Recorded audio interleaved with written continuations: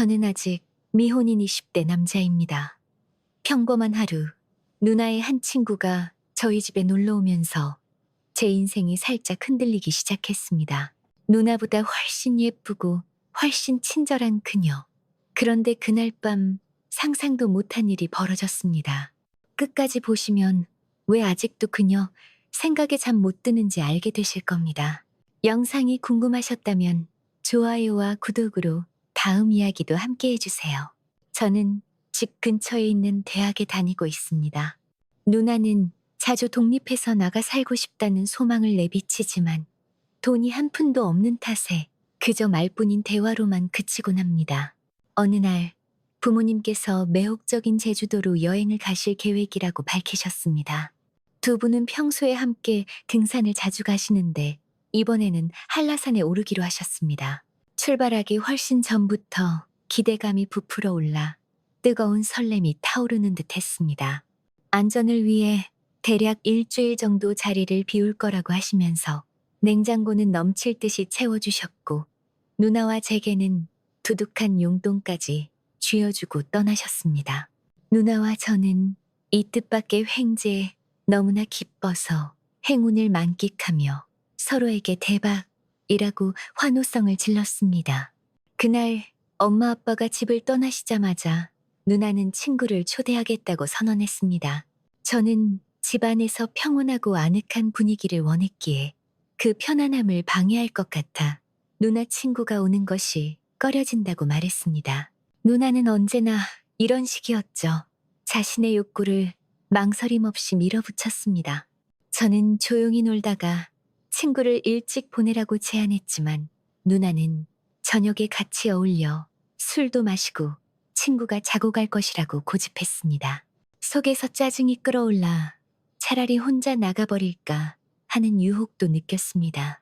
하지만 밖은 숨막히게 더웠고 딱히 갈 곳도 떠오르지 않았습니다. 게다가 누나에게 화를 내봤자 소용없을 겁니다. 누나는 먼저 태어났다는 이유만으로 자기 뜻을 확고히 관철하는 사람이니까요. 저는 그저 못 본 척하기로 했습니다. 누나 친구가 오든 말든 저는 제 방으로 들어가 컴퓨터 게임에 몰두하기로 했습니다. 땅거미가 질 무렵 초인종이 울리며 누나가 말했던 그 친구의 도착을 알렸습니다. 누나는 기쁨에 차 있었고 목소리는 열정으로 가득했습니다. 저는 제 방 안에서 게임에 몰두해 있었지만 누나의 친구에게 인사는 해야 한다는 부드러운 의무감을 느꼈습니다. 그래서 거실로 나아가 따뜻한 인사를 건넸습니다. 안녕하세요. 혹시 하연이 동생분이신가요? 얘기는 꽤 많이 들었어요. 그 순간 저는 이토록 심오한 아름다움이 이 세상에 실제할 수 있다는 것을 깨달았습니다. 어떻게 우리 누나 거의 고릴라에 필적할 만한 체격을 가진 사람이 연예인 같은 친구와 우정을 쌓았는지는 여전히 저를 어리둥절하게 만드는 수수께끼입니다. 키는 160cm를 살짝 넘는 아담한 체구였지만 그녀의 몸매와 비율은 그야말로 놀라울 정도였습니다. 그녀의 이목구비는 정교하고 매력적이었으며 가장 유명한 아이돌마저 쉽게 무색하게 할 만큼의 아름다움을 지니고 있었습니다. 제가 넋을 잃고 누나의 친구를 빤히 쳐다보고 있자 그 모습을 본 누나가 소리쳤습니다. 야, 침이나 닦고 내 방으로 들어가. 마침내 저는 몽롱함에서 깨어나 그들에게 좋은 시간을 보내라고 말한 뒤 제 방의 고독 속으로 물러났습니다.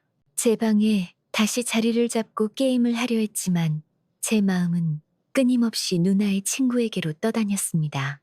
혼자 시간을 보내고 있는데 방에 정적을 깨는 노크 소리가 울렸습니다. 누나의 친구가 방으로 들어와 물었습니다. 저기, 나와서 우리랑 같이 식사할래? 그녀의 아름다움에 필적하는 것은 오직 그녀의 진정한 친절함 뿐이었습니다.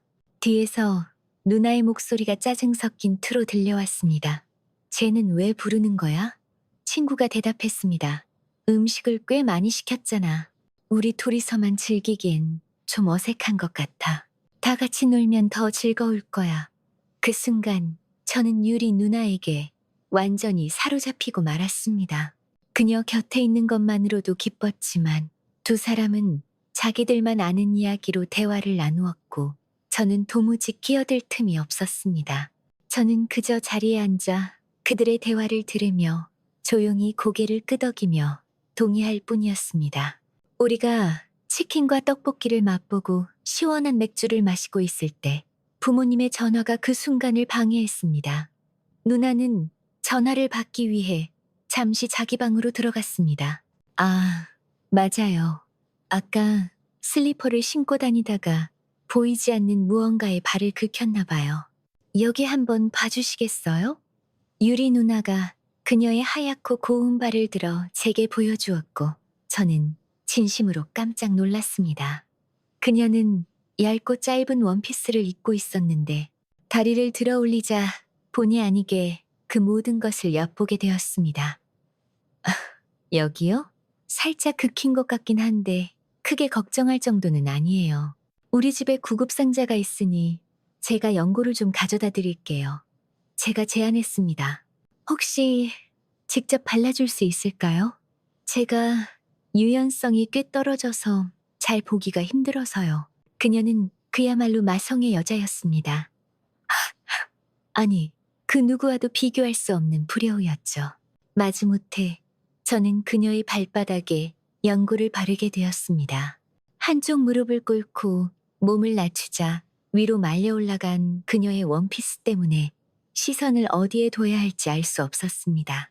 서투르게 쩔쩔맨 끝에 겨우 약을 다 발라주자 그녀는 고마움을 표했습니다.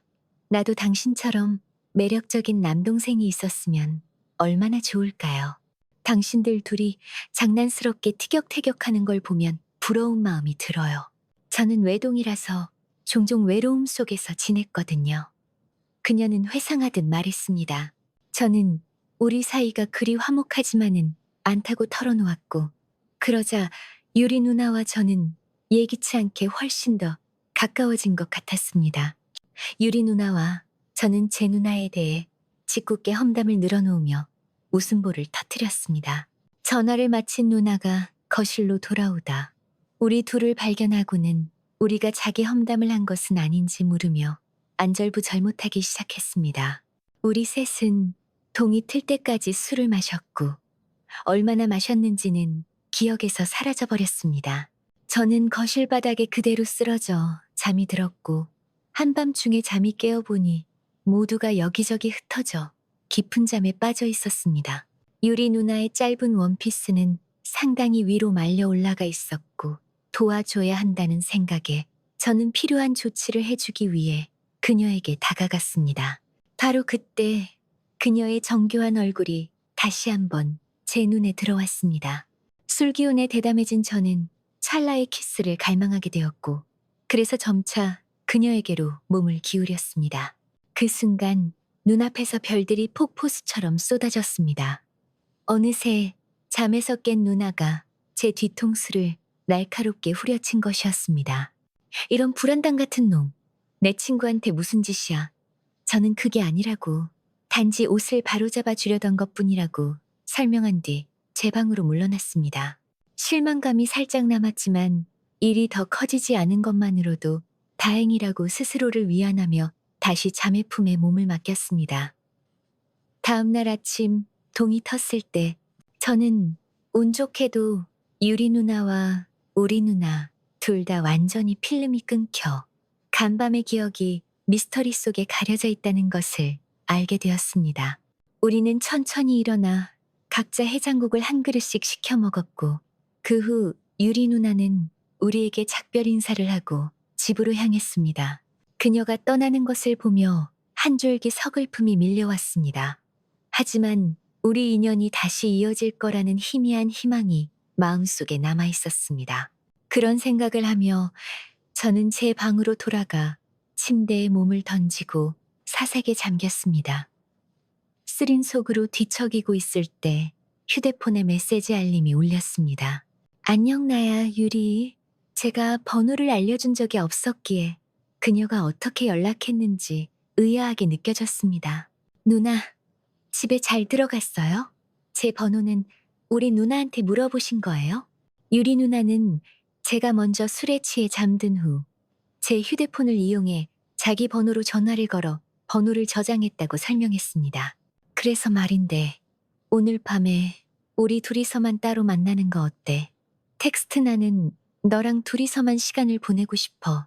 이 여자는 모든 면에서 프로 그 자체였습니다. 그것은 지난밤에도 그녀가 모든 것을 명확히 인지하고 있었으며 의도적으로 저를 유혹하고 있었다는 것을 의미했습니다.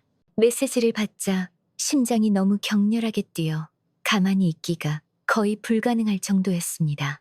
저녁이 오기를 기다리는 시간은 거의 견딜 수 없을 정도였습니다. 오후에 유리 누나는 우리 만남의 시간과 장소를 알려주었습니다. 신중하게 옷을 고르고 머리를 손질하는데 충분한 시간을 들인 후 저는 그녀를 만나러 나섰습니다. 그녀는 시내 중심부에 자리한 차분하면서도 분위기 있는 바를 제안했습니다. 저는 약속 시간보다 10분 일찍 도착했고 그녀는 약속 시간보다 조금 늦게 모습을 드러냈습니다. 그녀는 제가 이전에 본 그 어떤 모습보다도 아름답게 꾸미고 있었습니다. 우리는 활기 넘치는 바 안으로 들어섰고 이내 잔을 부딪히는 소리와 웃음소리의 리듬 속에 빠져들며 술을 마시기 시작했습니다. 간밤의 술 기운이 채가시지 않은 탓에 저는 거의 즉시 목구멍에서 타는 듯한 통증을 느꼈습니다.